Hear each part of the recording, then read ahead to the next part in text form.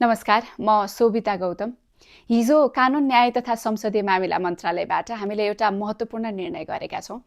नेपालमा अहिले धेरै मानिसहरूको गुनासोहरू मध्ये एउटा गुनासो चाहिँ नेपाल सरकारका आयोजनाहरू प्रोजेक्टहरू समयमा सम्पन्न हुँदैन, जनताले एकदम धेरै दुःख पाइराख्नु परेको छ भन्ने रहेको सुनिन्छ।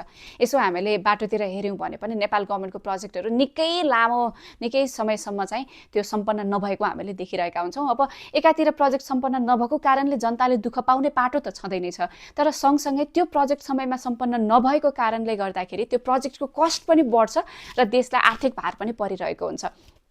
अब कतिपय अवस्थामा त हामीले अब विभिन्न दात्री निकायहरूसँग लोन लिएर त्यस्तो प्रोजेक्टहरू सञ्चालन गरेका हुन्छौँ। वर्ल्ड ब्याङ्क, एडिबी यस्तो विभिन्न संस्थाहरूसँग हामीले लोन लिएर प्रोजेक्ट सञ्चालन गरिराखेका हुन्छौँ। अब त्यो लोनको ब्याज पनि तिर्नु पर्यो, यता समयमा प्रोजेक्ट पनि सम्पन्न हुँदैन, त्यसको लागत पनि बढ्यो भन्दाखेरि त देशलाई ठुलो आर्थिक भार परिरहेको स्थिति चाहिँ हुन्छ।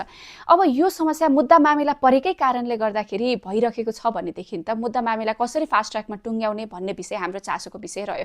त्यसकारणले नेपालमा अब इन्फ्रास्ट्रक्चर कोर्ट हामीलाई चाहिन्छ कि भन्ने हामीले सोचेर 15 दिनभित्र एउटा स्टडी गरौँ र 15 दिनभित्र स्टडीको रिपोर्ट आइसकेपछिबाट त्यो स्टडी रिपोर्टले सुझाए अनुरूपको अगाडि काम गर्नको लागि चाहिँ थालनी गरौँ भनेर हामीले त्यो स्टडी कार्यदल गठन गरेका छौँ। अबको 15 दिनभित्र स्टडी कार्यदलले हामीलाई इन्फ्रास्ट्रक्चर कोड चाहिन्छ या चाहिँदैन भन्ने निष्कर्षमा पुर्याउनको लागि मद्दत पुर्याउँछ।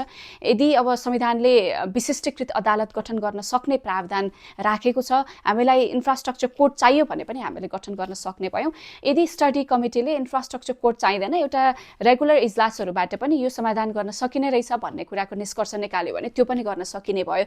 यद्यपि अब यो स्टडी पछि चाहिँ मुद्दा मामिलाको कारणले गर्दाखेरि प्रोजेक्टहरू लम्बिएको डिले भएको कुराहरू छ भनेदेखि त्यसलाई समाधान गर्नको लागि चाहिँ मद्दत पुर्याउँछ भन्ने मैले अपेक्षा लिएको छु। यही नै हो हिजो हामीले गरेको डिसिजन्स। हस् त, धन्यवाद।